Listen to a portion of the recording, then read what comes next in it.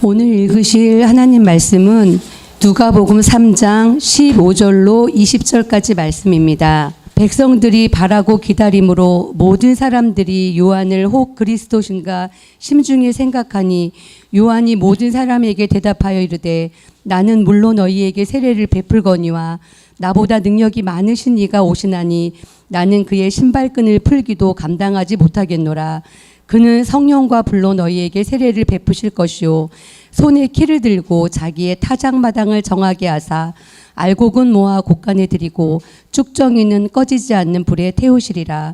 또 그 밖에 여러 가지로 권하여 백성에게 좋은 소식을 전하였으나 분봉왕 헤롯은 그의 동생의 아내 헤로디아의 일로 또 자기가 행한 모든 악한 일로 말미암아 요한에게 책망을 받고 그 위에 한 가지 악을 더하여 요한을 옥에 가두니라. 아멘. 네, 오늘은 세례 요한이 자기에게 다가오는 그 사람들을 향해서 세례를 베풀면서 예수 그리스도의 오심을 기다리도록 알리는 사건을 담고 있는 내용입니다. 이 사건의 역사적 배경은 누가복음 3장 1절에 이하에 보시면 자세하게 기록이 되어 있습니다. 1절과 2절 사이에는 이렇게 나오는데, 디베료 황제가 통치한 지 15해 곧 본디오 빌라도가 유대의 총독으로 헤롯이 갈릴리의 분봉왕으로 그 동생 빌립이 이두레와 드라고니 지방의 분봉왕으로 루사니아가 아빌레네의 분봉왕으로 안나스와 가야바가 대제사장으로 있을 때 하나님의 말씀이 빈 들에서 사가랴의 아들 요한에게 임한지라 라고 기록하고 있습니다. 그리고 이때 세례 요한이 사람들에게 회개의 세례를 베풀었던 장면이 나옵니다. 이렇게 구체적으로 이 역사적 배경을 다루고 있는 것은 세례 요한이 단지 영적으로 어떤 특별한 시간에 잠깐 나왔다 사라지는 것이 아니라 하나님의 특별한 그 경륜 가운데 그리고 반드시 이루어질 수밖에 없는 그 사건들이 지금 이루어지고 있다는 것을 정확하게 알려주기 위해서 역사적인 사건을 말하고 있습니다. 이 역사적으로 보게 되면 주전 27년에 저희가 아는 그 성경에 나오는 아구스도, 그가 보통의 역사책에서는 아우구스투스로 나오는 그 로마의 초대 황제인데, 그 황제가 주전 27년에 황제가 되고, 그리고 그 양아들이 되었던 성경에 나오는 그 디베료가 로마의 둘째 황제가 됩니다.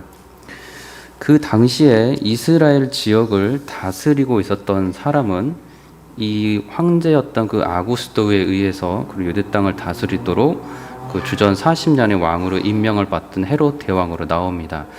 아구스도가 실제로 통치했던 기간이 꽤 길었기 때문에 헤롯 대왕은 그 앞서서 그에게 인정을 받고 유대 땅을 다스리도록 왕으로 임명을 받습니다.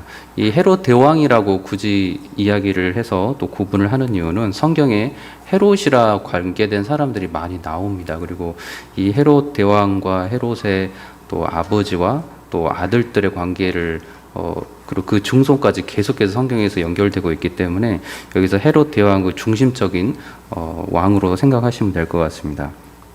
이 아기 예수를 보러 왔던 동방의 박사들 많았던 왕도 바로 이 헤롯 대왕이었습니다. 주전 4년에 이제 그가 죽고 자신의 세 아들에게 이스라엘 유대 지역을 나누어서 분봉왕을 다스리도록 합니다. 이제 그리고 세 아들인 그 아켈라오, 그리고 빌립, 그리고 안디바에 통해서 이 지역들을 다 나뉘어서 통치하게 합니다. 이 세 아들들을 통해서 통치하게 되는 그 나라들의 이 각각의 나라들을 잠깐 살펴보면, 이 아켈라오 분봉왕이 다 이름을 헤롯 아켈라오 분봉왕 이렇게 해석하면 좋을 것 같습니다. 그래서 헤롯 아켈라오 분봉왕 또는 헤롯 안디바 분봉왕, 그리고 헤롯 빌립 분봉왕 이렇게 해서 분봉왕으로 이 갈릴리와 유대 지역을 다 다스리도록 하게 되어 있습니다. 이 헤롯 아켈라오 분봉왕이 초기에 그 유대 지역에 이 공포 정치를 벌립니다. 구체적인 사건은 말씀드리지는 않겠지만 공포 정치를 해서 사람들이 매우 두려워하게 됩니다. 그래서 그 당시에 그곳에 살고 있던 사람들이 왕에게, 그 로마 황제에게 상소를 하게 됩니다. 그래서 그 쫓겨나게 되고, 그 이후에 그 로마의 황제가 직접 총독이 직접 통치하는 곳으로 유대 땅이 속하게 되고, 그때 이어져서 나오는 총독 중에 한 명이 바로 우리가 성경에서 알고 있는 본디오 빌라도라는 총독입니다. 그래서 본디오 빌라도가 이 헤롯 아켈라오 분봉에 다스렸던 그 지역을 이어서 다스린 여러 유대 총독 중에 한 명으로 다가오게 됩니다.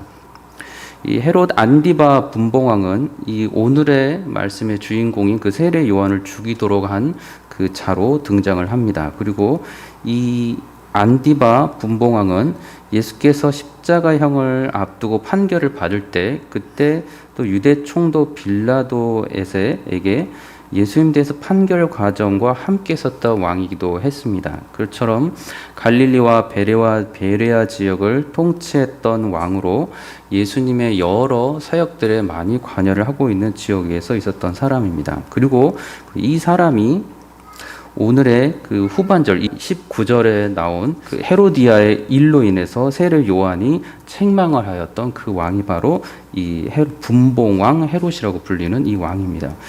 헤롯 빌립 왕이 다스렸던 지역은 또 이두레 지역과 드라고니 지역이고, 이 지역이 요즘의 팔레스타인 북쪽과 또 동쪽 지역 정도로 보면 될 것 같습니다.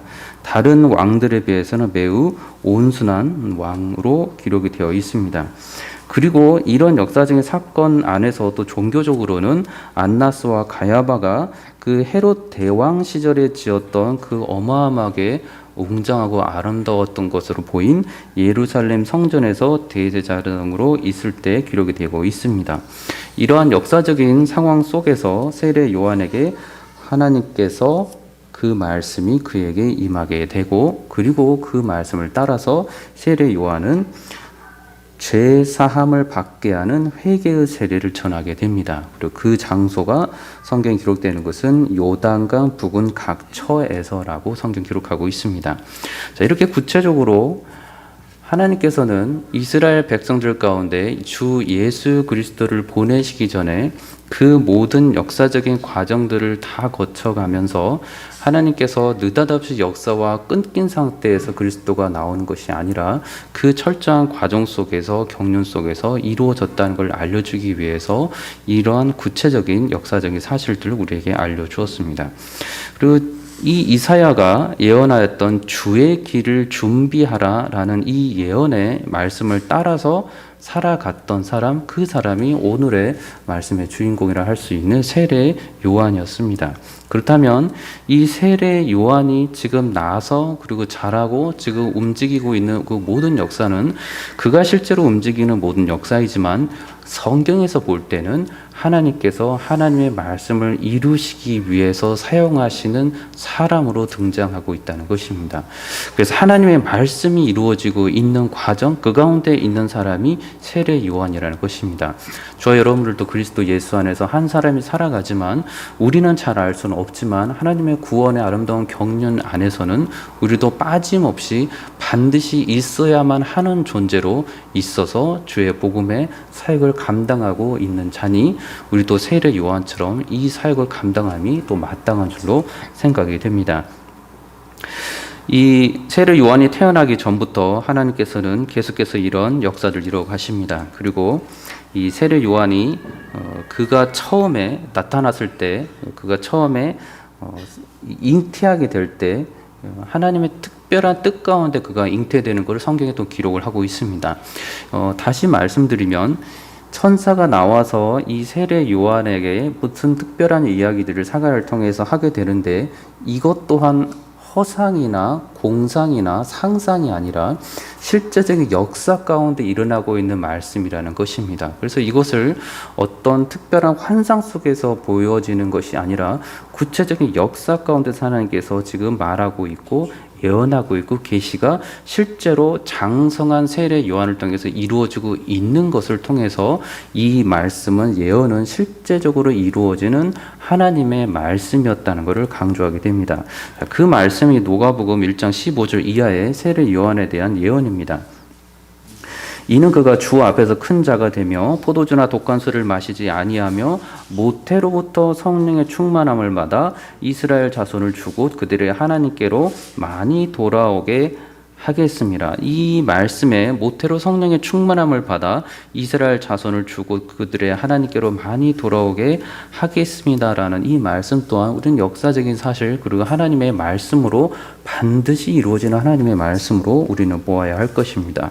그렇다면 모태로부터 성령의 충만함을 받고서 벌써부터 하나님의 사람으로 그가 장성하고 있던 그 세례 요한은 그의 온 삶을 주 예수 그리스도 앞에 이사야 선지자가 말했던 주 예수 그리스도 앞에 주의 길을 준비하는 자로서 그의 삶을 지금 살아가고 있다는 것입니다. 그리고 그 삶은 바로 사람들에게 회개의 세례를 베푸는 삶이었습니다. 하나님께서 세례 요한 자신을 이 땅에서 부르신 대로 살아가는 삶, 세례 요한의 삶이 사람들이 보기에 어떤 삶으로 보여지든지 간에 세례 요한은 하나님께서 처음부터 자기에게 맡겨주신 그 사명, 그 소명을 따라서 하나님의 삶, 하나님의 뜻이 이 땅에서 이루어지기만을 바라며 살아갔던 그 신자의 삶, 그 삶이 바로 세례 요한의 삶이었습니다. 그래서 예수께서는 세례 요한의 이러한 삶을 매우 칭찬하시는 모습이 우리에게 보여줍니다. 누가복음 7장 24절 이하에 보면 세례 요한에 대해서 구체적으로 예수님께서 칭찬하시는 모습이 보입니다. 요한이 떠난 자가 떠난 후에 예수께서 무리에게 요한에 대하여 말씀하실 때 너희가 무엇을 보려고 광야에 나갔더냐? 바람에 흔들리는 갈대냐? 그러면 너희가 무엇을 보려고 나갔더냐? 부드러운 옷 입은 사람이냐? 보라! 화려한 옷을 입고 사치하게 지내는 자는 왕궁에 있느니라. 그러면 너희가 무엇을 보려고 나갔더냐? 선지자냐? 옳다. 내가 너에게 이르노니 선지자보다도 훌륭한 자니라. 기록된 바 보라 내가 내 사자를 내 앞에 보내노니 그가 내 앞에서 내 길을 준비하리라 한 것이 이 사람에 대한 말씀이라. 이렇게 예수님께서는 구약의 말씀을 그대로 들어서 이 말씀이 이루어지고 있는 세례 요한을 들어 칭찬하시면서 하고 계시는 말씀 우리에게 보여줍니다. 선지자이기 때문에 하나님의 말씀을 전하는 게 당연한 거였지만 또한 이것은 선지자로서 하나님의 말씀을 정말로 이루어지는 말씀으로 믿고서 실제로 전하였던 그 사람이 바로 하나님의 사람으로 세례 요한이었다는 것입니다. 그래서 예수께서는 이 하나님의 말씀을 그대로 전하고 예수께서 오심을 참으로 말씀 그대로 알고서 전하고 준비시켰던 그를 향하여서 여자가 낳은 자 중에 요한보다 큰 자가 없다라고까지 말씀해 주셨습니다. 자, 그렇다면 이 세례 요한은 예수님의 칭찬에 따라서도 이 세상에서 특별하게 존귀한 사람으로 역임을 받을 수 있는 그리고 역임을 받고 있는 신자로 보입니다. 또한 사람들도 이 세례 요한에 대해서 매우 특별하게 그를 따랐던 것도 성경은 정확하게 기록을 하고 있습니다. 누가복음 7장 29절에 모든 백성과 세리들은 이미 요한의 세례를 받은지라 라고 말합니다. 그래서 세례 요한이 세례를 베풀었을 때 상당히 많은 부류의 사람들이 세례 요한을 따랐던 것을 우리는 보게 됩니다. 그렇다면 그 말을 따랐다는 것은 그의 존재를 인정하였다는 것이고 스승으로서 또 랍비로서 또 존재가 특별히 하나님께서 보내심을 받은 사람으로까지 인정을 하고 있었던 사람, 그 사람이 바로 세례 요한이었다는 것입니다. 자, 그 사람이 배척하는 그들도 있었지만 많은 사람에게 있어서는 그 세례 요한은 존경받고 있었고 심지어 정치 권력의 세계에서는 세례 요한을 두려워하기까지 했던 사람이었습니다. 그것도 성경에 기록이 되어 있는데 마태복음 15장 5절에 아까 말씀드린 그 헤롯 분봉왕이 요한을 죽이려 하되 무리가 그를 선지자로 여김으로 그들을 두려워하였다라고 기록하고 있습니다. 자, 이 정도면 세례 요한은 그 당시에 이스라엘 백성들 사이에서나 권력자들 세계에서나 일반적인 평민이 아니고 대단히 존경을 받고 있고 심지어 두려움까지도 받고 있는, 사람들이 봤을 때 인정하고 있는 영향력이 있는 사람으로 우리는 보이게 됩니다. 하나님의 말씀을 전하면서 하나님의 능력으로 보이는 그 사람이 바로 이 세례 요한이었습니다. 그 사람들은 이 능력 있는 세례 요한이 말을 하면은 그것을 들을 준비가 되어 있었습니다. 그래서 사람들이 그들에게 묻습니다. 하나님 뜻을 그에게 묻고 성경 글을 알려주고 있는데, 세례 요한이 그들에게 옷 2벌 있는 자는 옷 없는 자에게 나눠주고 먹을 것이 있는 자도 그러할 것이라 라고 가르쳐 줍니다.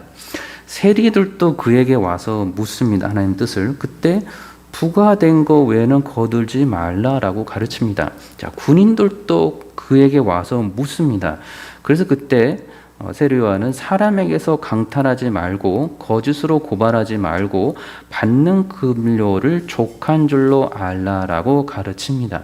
자, 이 말은 그가 세례 요한이 이 말을 했을 때 자신의 말에 영향력이 없다라고 들린 것이 아니라 사람들이 세례 요한에게 가서 세례 요한의 말의 가르침을 100%는 아닐지언정 그 말을 따르려고 했던 사람이라는 것입니다. 지금 세례 요한이 그 유대 로마 사회에서 대단히 영향력 있는 사람으로 비춰지고 있는 것을 성경에서는 자세하게 여러 부류의 사람들을 알려주면서 말합니다.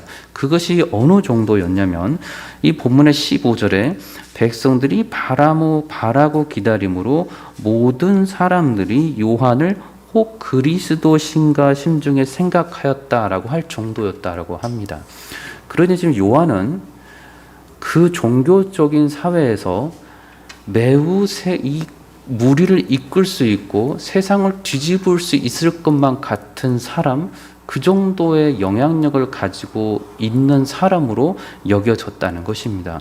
그리스도라고 심중에 사람들이 생각할 정도였으니 이 세례 요한의 그 세상을 향한 영향력이라는 것은 깜짝 놀랄 만한 영향력임이 분명했습니다.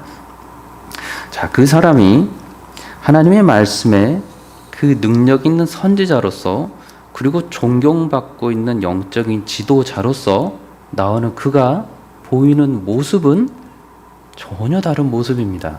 그 16절의 모습입니다. 요한이 자신을 그리스도라고 생각하는 그 사람들을 향하여서 모든 사람들을 향하여서 대답합니다. 대답하여 이르되 나는 물로 너희에게 세례를 베풀거니와 나보다 능력이 많으신 이가 오시나니 나는 그의 신발끈을 풀기도 감당하지 못하겠노라. 그는 성령과 불로 너희에게 세례를 베푸실 것이요 라고 알려줍니다. 요한의 그 위치를 생각하고 있으면 얼마든지 그가 특별한 종교파를 만들어서 그의 능력을 자랑할 수 있을 법도 한데 요한은 전혀 그렇지 않았다는 걸 우리는 성경에서 보여주고 있습니다. 앞부분에 요한이 얼마만큼 사람들에게서 인정받고 있는 것을 생각한다면 요한의 이 말은 정말 너무나도 겸손하고 지극히 낮아진 모습으로 알고서 자신이 사람들에게 알려주는 말인 것을 확인하게 됩니다. 자신을 전혀 드러내지 않는 모습입니다. 세 가지로 그가 지금 고백하고 있는데, 첫째로는 그리스도께서 오실 것인데 그분은 자신보다 능력이 많으신 분이라는 것입니다. 둘째는 그리스도께서 오실 것인데 자신은 그분의 신발끈을 풀기도 감당하지 못하는 분이라는 것입니다. 셋째는 그리스도께서 오실 것인데 자신은 물로 세례를 베푸는 자에 불과하지만 오실 그리스도께서는 성령과 불로 세례를 베풀어 주시는 분이라는 것입니다. 지금 세례 요한이 세 가지를 통해서 그리스도에 대해서 알려주고 있습니다. 사람들이 심중에 자신을 그리스도라고 생각하자 요한이 깜짝 놀라서 지금 그들에게 성령의 마음으로 그들에게 알려주는 것은 그리스도가 어떤 분이신지를 알려주고 나는 그리스도에 비해서 얼마나 낮은 자인가를 정확하게 그들에게 알려주고 있다는 것입니다. 다시 말씀드리지만 세례 요한이 사람들로부터 그리스도라고 심중에 생각할 정도로 존경받고 영향력을 미치고 있고 정치 세계에서조차 두려움을 가지고 있었던 사람인 걸 생각한다면 세례 요한은 지금 말하고 있는 그리스도가 어떤 분이신가를 계속해서 알려주는 것은 평소에도 그리고 그의 삶 전체가 계속해서 그리스도께로만 나아가는 그 삶이었다는 걸 우리는 확인하고 있다는 것입니다. 많은 일을 하였기 때문에 그가 그 자신의 영광과 가르침을 자랑하고 있는 것이 아니라 많은 일을 하면서 또 그는 계속해서 그리스도에게 초점을 맞춰서 모든 사역을 감당하고 있었다는 것입니다. 첫째로 이 세례 요한이 자신이 그리스도가 아니라고 말하는 것입니다. 사람들이 자신을 그리스도로 높여서 말하자 자신은 그저 구약에 예언되어 왔던 것처럼 성경에 예언되어 왔던 것처럼 주의 길을 예비하도록 부르심을 받은 돕는 자에 불과하다라고 겸손하게 그들에게 알려주시는 것입니다. 그리고 그리스도께서는 자신보다 능력이 많으신 분이라는 사실을 알려줍니다. 자, 이 사실은 주님을 아직 만나보지 못한 실체 그리스도를 만나보지 못한 이 세례 요한이 그리스도를 얼마나 정확하게 알고 있는가를 보여주는 놀라운 사실입니다. 자, 이 그리스도의 능력은 분명 세상의 권력이나 재물이나 명예나 어떤 조직력이나 어떤 여러 사람들이 자신을 따르는 그 조력자들의 세력을 뜻하는 것이 아님이 분명해 보입니다. 그리스도의 능력은 성경을 통해서 우리가 아는 바처럼 죄 사함의 능력이고 사망 권세에서 구원하셔서 그들에게 영원한 생명을 주실 수 있는 능력입니다. 부활의 능력이고 새하늘과 새 땅에서는 영생을 바라볼 수 있도록 하여 주시는 능력입니다. 예수 그리스도께서 부활 승천하셔서 이제 하나님 우편에서 성령을 각 사람에게 보내주셔서 그로 하여금 자신처럼 하나님의 뜻을 행하면서 거룩한 신자로서 성도로 살아갈 수 있도록 하여 주시는 능력입니다. 성령으로 그 신자가 이미 임한 하나님의 나라를 의와 희락과 평강으로도 누리고 말세의 이 패역한 그 로마 시대 그리고 지금까지도 이 시대에서도 낙심하지 않고서 그리스도의 다시 오심과 또한 그분과 함께 임할 영원한 새 예루살렘과 하나님의 나라를 소망하면서 기다리도록 하시는 능력이었습니다. 이러한 능력을 세례 요한이 말씀을 통하여서 알고 있었다는 것입니다. 지금도 택하신 주의 백성들을 구원하시고 또한 마지막 때의 최후의 심판으로 악인에게는 영원한 형벌로 의인에게는 영원한 보상으로 심판을 내리실 심판주 예수 그리스도를 기다리도록 하시는 능력이 이 그리스도의 능력이었습니다. 예수 그리스도를 사랑할 수 있도록 하는 능력, 죄악된 상태가 아닌 거룩하고 정결한 상태로 하나님의 말씀을 자신처럼 그렇게 기쁨으로 지켜 행하면서 주님의 칭찬받는 자녀가 되기를 원하여서 살아가도록 하는 그 사랑의 능력, 그 능력이 예수 그리스도께서 주신다는 능력이었다는 것입니다. 그 예수 그리스도의 능력을 알고 있을 때, 묵상하면서 그를 알고 있을 때 성령을 통해서 예수 그리스도를 하나님의 말씀을 통해서 알고 있었던 그 세례 요한은 자신을 그리스도라고 말하는 그 사람의 그 심중에 견딜 수 없는 부끄러움과 송구함을 가질 수밖에 없었다는 것입니다. 그리스도가 어떠한 하나님이시고 어떠한 사람으로 오실지를 알고 있었기에 그는 그리스도를 계속해서 자랑하고 높이고 알리는 사역을 할 수밖에 없었다는 것입니다. 두 번째로 세례 요한이 그리스도께서 그처럼 오실 분이 어떠한 분이신 것을 알고 있었기에 그분은 그가 말하기를 그분의 신발끈을 풀기도 감당하지 못하는 분이라고 말합니다.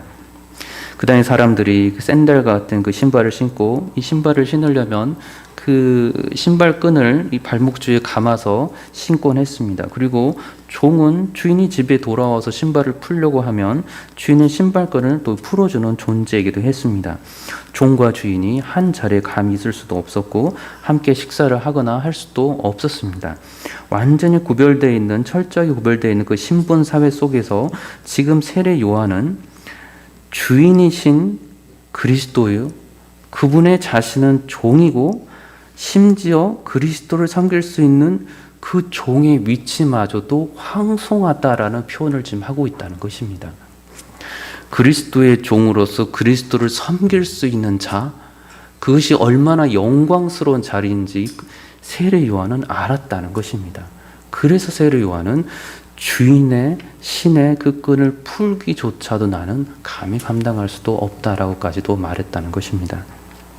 셋째로 세례 요한이 이 물로 세례를 베푼다는 표현을 씁니다. 이것은 사람으로서 실제이신 그리스도를 바라보면서 예표로서 자신은 물로 사람을 정결하게 하는 그 모습을 알려줄 뿐이라고 알려주는 것입니다. 오실 그리스도께서는 그러나 성령과 불로 세례를 베풀어 주실 거라고 말을 합니다. 지금 다시 말씀드리지만 세례 요한은 그리스도를 아직 만나지 못했습니다. 실체인 그리스도를 아직 만나지 못했습니다. 그런데 정확하게 성령 안에서 하나님의 말씀을 따라서 그리스도가 어떠한 분이시고 어떠한 일을 하실 것이라는 것을 지금 정확하게 알고서 사람들에게 전하고 있다는 것입니다. 성령과 불로 세례를 베풀어 주실 그분이 바로 오실 그리스도라는 것입니다. 그렇다면 이는 사람이시면서 또한 하나님으로서만 가능하시는 완전한 실체로서의 죄사함의 능력, 정결함의 능력, 거룩함의 능력을 사람들에게 참으로 베풀어 주실 것이라는 것입니다. 이 성령도 그래서 원어로서도 거룩한 영으로 표시가 되고 있습니다. 십자가에 못 박혀 돌아가신 그 예수께서 하늘 아버지로부터 부활 승천하셔서 하늘 아버지로부터 보내시는 그 거룩한 영, 그 거룩한 영을 사람들에게 보내주셔서 회개하고 주님 앞에 나오는 겸손한 그 주의 백성들은 그 성령을 받아서 그리스도를 만나고 하나님 안에서 세례 요한이 알았던 그 그리스도를, 이제 실체인 그리스도를 더 깊이 말씀 가운데 알면서 살아갈 수 있게 된다는 것입니다. 그러한 그리스도, 그 그리스도가 베푸신 세례에 대해서 우리가 매주 이 신앙 고백을 하고 있는 하일리베르 그 요리문답에서 이렇게 말합니다. 69문과 70문에 이 정확한 대답을 알려주는데, 그리스도께서 십자가 위에서 이루신 단번에 제사에 당신이 참여했다는 것을 어떻게 거룩한 세례를 통하여 어떻게 보증합니까? 부분적으로 말씀드리면 그리스도께서 물로 신의 외적 의식을 제정하시고 그 의식을 그의 피와 성령으로 나의 영혼의 더러운 것 모든 죄가 씻겨지는 약속과 결합하여 놓으셨다라고 말합니다. 피와 성령으로 씻겨지셨다는 그리스도의 피로 말미암아 우리가 은혜로 하나님께 죄 사함을 받았다라는 것을 뜻한다고 말합니다. 예수 그리스도가 어떤 분이신지를 참으로 알았던 세례 요한은 겸손할 수밖에 없었고, 그분이 사람으로 오신다는 걸 알았기에 그는 자신이 낮아져도 예수 그리스도께서 낮아지신 만큼도 낮아질 수 없다는 것도 알았다는 것입니다. 그래서 그가 그저 할 수 있는 일은 겸손하게 낮아짐으로 하나님께서 맡기신 그 자신에게 맡기신 그 소명을 죽도록 충성하는 그 일밖에 없었다는 것입니다. 저 여러분들이 이 세례 요한처럼 참된 의의 종으로서 살아가기를 원합니다. 세상에서 주는 여러 복들, 그것들이 아니라 주께서 주시는 복, 예수 그리스도가 우리의 기업에 대해서 주시는 그 복, 그것을 누리시며 하나님께서 우리에게 맡겨주신 그 소명을 따라서 오늘 또 내일 또 주께서 부르시는 그날까지 그 소명을 다 하면서 하나님 기쁨이 되시는 저와 여러분들이 되시기를 우리 주 예수 그리스도 이름으로 축원합니다. 기도하겠습니다. 참 좋으신 아버지 하나님, 이 땅 가운데 예수 그리스도를 성령 안에서 알게 하여 주시고 아는 상태에서 주님께 나아가 헌신하고 겸손히 주님 앞에 무릎 꿇게 하시니 감사합니다.